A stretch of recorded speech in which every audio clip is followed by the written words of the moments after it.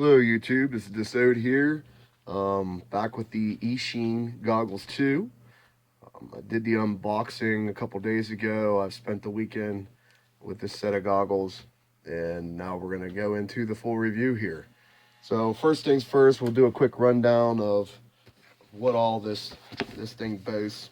The greatest selling point of this, I truly feel, is that it is a true 1080 goggles in the price range of, on pre-order I paid $139.99, so $140 with free shipping. I think it's $150 right now if you buy it, and I'm sure it'll probably be on sale if you keep an eye on Banggood or someplace like that. That's where I purchased these from, Banggood, on pre-order. You can also, so this set of goggles is compatible with 4:3 resolution or aspect ratio and 16:9 aspect ratio cameras. It also, we're at 5.8 gigahertz frequency with 40 channel receiver, diversity receiver. It ships with a circular polarized antenna and a patch antenna. Input voltage is 7 to 13 volts. The screen is 5 inches. Field of view is 78 degrees. Of course, it has multiple languages. The weight, they're saying, without battery is 385 grams. Supply voltage is 7 to 8.4 volts. It ships with a 2S, which is 7.4, 2200 milliamp hour battery. The antenna, and I mentioned this in the unboxing, I'll re-mention it again, is RP SMA male. So for me, I'm using adapters. If I use, another set of antennas, I like to use my 3-turn antenna and a couple other different antennas. So I will probably be, and I have tried that out. I will add real quickly that the range is very good with these stock antennas on there. I've had no issues with them. It's been pretty solid. I'm actually pretty impressed for, an antenna that's just shipping with the product. Okay, battery weight, they're saying 93 grams. Antenna weight, they're saying total of 29 grams with both antennas. The patch or panel antenna, they're saying 13 grams. And the mushroom circular polarized antenna, they're saying 16 grams. Audio, we have built-in audio output for connecting headphones, and I have tested that, and that works well. It supports 5.8 gigahertz analog input, the AV input separately, or HDMI input.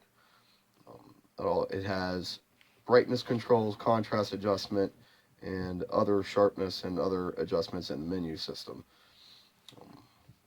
Dimensions for this thing is 70 by 229 by 166 millimeters. So it's actually a lot smaller than I expected it to be. I figured it would be more along the size of my Quantum V2s. It's definitely smaller than the Quantum V2s, which I'll show you that here in a little bit. Control-wise, let's look at the controls here.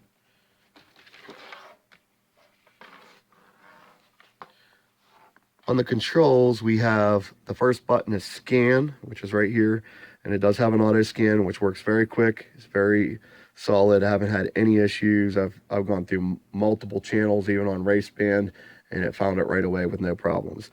Then we have this button changes from your diversity receiver that's built in to AV, which you use this for your AV, and it comes with a supplied plug for that to RCA. So you plug that in there, and that's a huge selling point for me, which I also mentioned in the unboxing. Being able to, when I do long range, I'm using an antenna tower or an antenna tracker, and I want to be able to use a set of goggles where I can do that. I can just plug straight in from my diversity receiver on my antenna tracker and still get a feed. So that was a huge selling point on these for me. And then you have your enter button, which that also goes into your menu system, and then your pause, plus, and negative button move through the menu system, and they also adjust the volume when you're using the HDMI. I did have, a little, I don't know if you can see, there's like a little bit of an indent there. It's come out some now, but the box was pretty beat up when I got it. That was really like the only damage that I had from the box being beat up. I do like, I haven't added the foam yet, and the reason I haven't added the foam is because I'm going to mod this thing, and we'll go right straight into my first beef with this product. My first beef is, and in all honesty, I should have looked and seen what the measurements are, but you never really know if you have glasses how something's going to work with that. There is no way for my glasses to fit in that small of a hole, and I don't know, it's kind of hard to see there. So you can see hand-wise, not all that big. And my glasses are not big glasses, but there's no way they're fitting in there. I do also wear contacts, so I've tested this with contacts, without contacts, and it's doable for me. It does bother me a little bit with no contacts or anything on. So that's something to be taken consideration. If you definitely have glasses and you're looking at these to buy, thinking, well, it's kind of like a Quantum V2 style or head play, you may have an issue with the glasses fitting in there. I do believe, and I may look into do this when I do my modding video, I may take and cut out some of the foam here on the sides so that I can get my glasses in there. It's very important to me because I've been through a couple situations where I was flying and then I had an issue with an aircraft and I didn't have glasses on, and I pulled the goggles up to see after I lost the video feed, pulled up the goggles and couldn't, the aircraft was out there far enough that I couldn't see it to bring it back. I had to fumble around, and luckily, like, I was able to grab my glasses and get them on there before I lost the aircraft.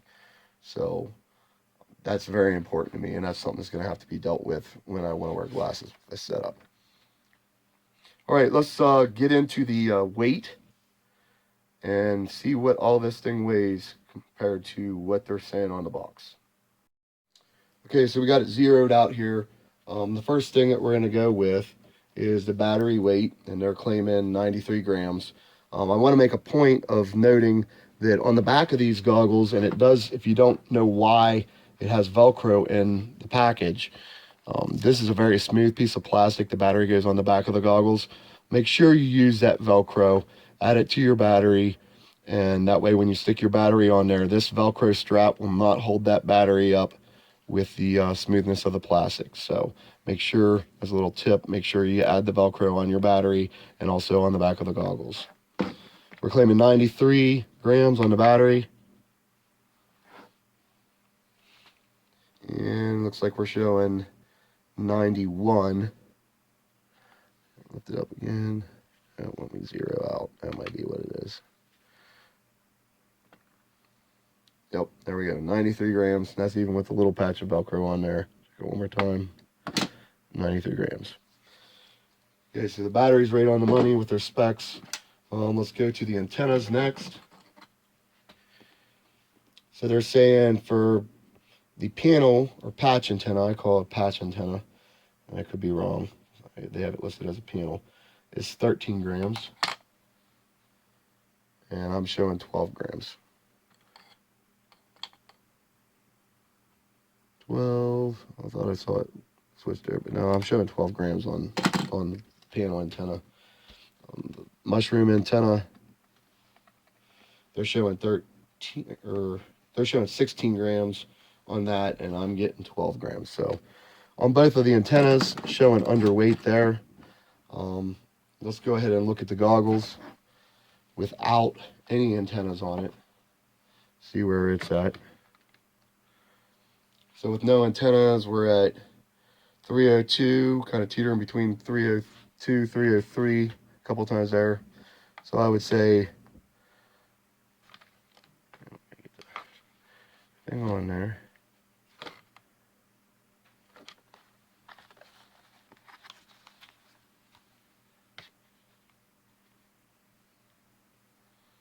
There we go, 308. Showing 308 grams. Zero it out. We'll go with that, 308 grams with the goggles. All right, now we're going to go ahead and put the antennas on there and then do a dry weight with antennas. Okay, so we have the antennas on there, the stock antennas. I'm going to go back to the scales. 333 grams. Let me adjust the camera there. It's hard to see without the light. There we go. 333 grams. That's pretty solid on. Done that a couple of times. So let's add the battery. All right. Let's add the battery and see where we're at for total weight. The battery is no issue with it being on the back of the head. I haven't had any issue with it. It's putting you up around 424 grams. As far as lightweight wise, the goggles themselves, I will add, for me personally, with the stock antennas on there and the battery on the back, there is no issue as far as heaviness hanging on my nose. It's a very light set, so very happy with that. Okay, let's go ahead and let's now discuss the screen. The screen in this is a huge, like I said at the start of this review, is a huge selling point at true 1080, and I'm very happy with the screen. The screen is very good quality, lots of brightness, super crisp and clear image. Even at, I've plugged it in with the HDMI cable. The HDMI cable works very well, which it ships with, and you'll see that in the unboxing. If you have any questions about what it all ships with, go back to the unboxing video and watch that. I plugged this into a laptop, played a couple games with it. At 1080, the picture quality is super crisp, super clear. It looks great. I'm very pleased with that. I've also used the AV jack, and the AV jack works great with my antenna tower. Super happy with that. No issues whatsoever. You push your AV HDMI button and it switches through the three inputs, be it the built-in diversity or the HDMI and the AV-in.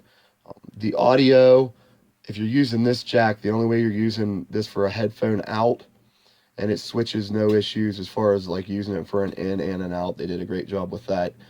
The HDMI, you plug the HDMI in and you can plug your headphones in there, and you got clear, high quality volume levels. Like, I had no issue with, lots of times things like this, you'll want more volume level to your headphones, and that is not the case with this. Matter of fact, with a little set of high quality earbuds, like Sony earbuds, cranking the volume up out of the goggles was actually too much for the earbuds, and they do automatic shutdown. Just shut off the audio as to not damage the earbuds. So there's tons of volume here if you're gaming or you're using it to watch a movie through the HDMI and you got your headphones plugged in there. Absolutely no issue.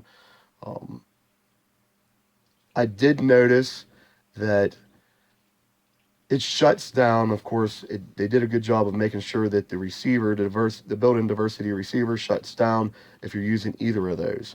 So expect an extended battery life. I have had no issue with the battery whatsoever. The battery's been great. I've flown for 2 hours and it was still going good. So I would say probably going to even get longer than that. They don't have on the box a rated time for the battery, but 2200, your 2S, I don't think you'd have any problems whatsoever. And this connector is the exact same as Fat Shark. So if you got another battery, for your Fat Shark goggles, or a battery that you're using on the Quantum set, and you're upgrading to something like this, you also have those batteries, and you can just charge them and have a backup battery, which is something that I'll always do if I'm going out for a day of flying. But great lifetime, great use time on the battery. Now let's get to another complaint of mine. With the screen being as good as it is, the Fresnel lens that comes in this unit it's just not up to snuff. Comparing it to the Fresnel lenses that come with the version 2 of the Quantum goggles, this is way grainy. You can see the grain. You can see the grain on the screen. You can see the swirl from the Fresnel. So I would hope that in the future they can do a better lens in these, because it hurts the quality of the screen. The quality of the screen is very good. and the lens takes away from that. And it's, not being able to see the clearness of the lens due to the seeing the swirls in a Fresnel lens is not, that's a negative. That's a con on this. Another con is there is no adjustment for the lens. It is set at a certain depth inside there. There is no adjusting it.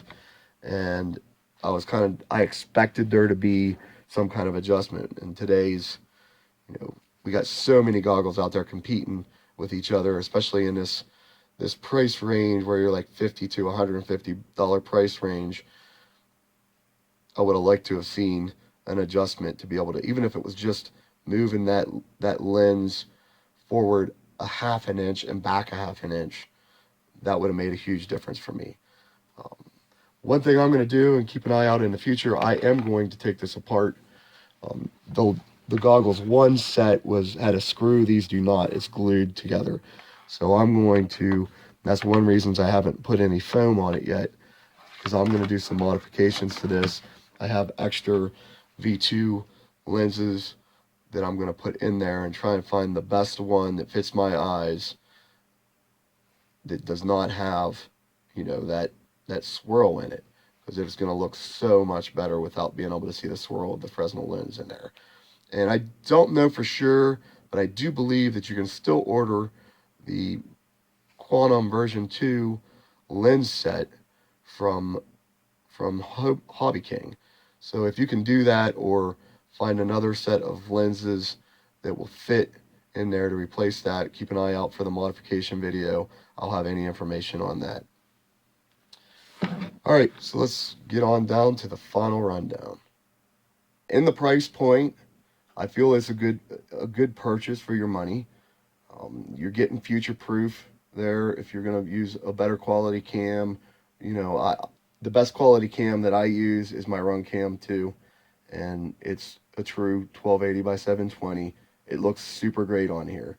And a lot of you guys might wonder, well, why ain't you showing different screens and the screen quality? And I'm just going to be bluntly honest with you. I've watched quite a few videos like that. There is no way with running a camera and holding the goggles up to the screen, for me, my personal opinion, I appreciate some guys taking the time to do that. Not my cup of tea. I've done it in the past, but I did it showing night vision and showing the quickness of the transition. So for me, I'm not going to take the time in this video to hook up this Runcam 2 or a laptop to the screen, because there's no way you're going to be able to truly see the quality yourself. But the best cam that I've looked through this, as far as FPV cams, has been the Runcam 2. It looks super, super great on there. 16:9 aspect ratio. The screen is big, vibrant. The colors are really good. You can adjust. There's all kinds of settings in there to adjust as far as colors and whatnot. And you combine that with OSD in the cam, and you can really tweak it to your liking. But straight out of the box, the colors are spot on as far as what you're seeing with your natural eye. So that's really good. The cons, as I mentioned before, if you got glasses, this may not, and you don't want to take the time to do mods, this is not set for you. I think you're going to be hard pressed unless you have a very small set of glasses to be able to pull these out of the box and throw glasses on. And if you have glasses and then you think you're going to take them off, there is no adjustment for the screen. Also, the Fresnel lens is a huge con. Being able to see the swirls in the Fresnel lens takes away from the quality. That is the true quality of the screen, and the screen is great, and that's the huge selling point of this. If you don't mind being able to do some mods, go at it. It's just straight glued together. Pop it open, take the screen out, take the Fresnel lens out, pop another lens in there, and you can even use something to cut the foam to be able to fit your glasses in there. The quality of the diversity receiver is very great. If you look down in these vents, which you're not going to be able to see with the lighting, but there is a fan in there to keep this system cool. I think that's a nice addition. It shows that they went the extra mile, to keep the diversity system working good, because it is going to get hot. You're in the middle of summer, you're flying in 90 degrees, and you got a diversity system built into the goggles. It's going to get hot. So it's nice that they added that fan in there, and that's a nice little plus. The stock antennas are very good quality. I've had no issues with that. The diversity switch is super fast. There is no settings that I've been able to find. Somebody could correct me if I'm wrong, but I have not seen any settings in there to adjust switching the diversity speed. That said, if it switches so fast and so smoothly between the patch or whatever antennas you have on there that there is no noticeable lag in the switching between the antennas. So that's super good. I have no issues with it not having a setting to adjust the diversity, none whatsoever. The buttons work great. They feel good, good clicks, easy to work through the menus. The layout is very good on the buttons. You got the front two buttons are your plus and minus, and then the next button after that is your enter into the menu system. So it's easy to put 3 fingers on there and work your way through the menu system, or the OSD, however you want to call it, and get any settings or any changes that you want quickly while you have the goggles on. Absolutely no issues with that. I do wish at the $150 price point, they would have thrown in a little DVR unit. And furthermore, I'll add the strap is comfortable. Haven't added the foam. I've flown for a decent amount of time with no foam. Little sore on the face, but not much after 2 hours. Range-wise, had no issues. Flown to half a mile out. Great stock antennas. So there you guys have it. Just a quick rundown. My pros, my cons. I feel it's a good price point. You don't mind doing some mods, it could be a really great price point. Anyhow, there you go, guys. Dessert out, happy flying, and keep it straight and fly it true with the FPV like you know you can do. Have a good one, guys.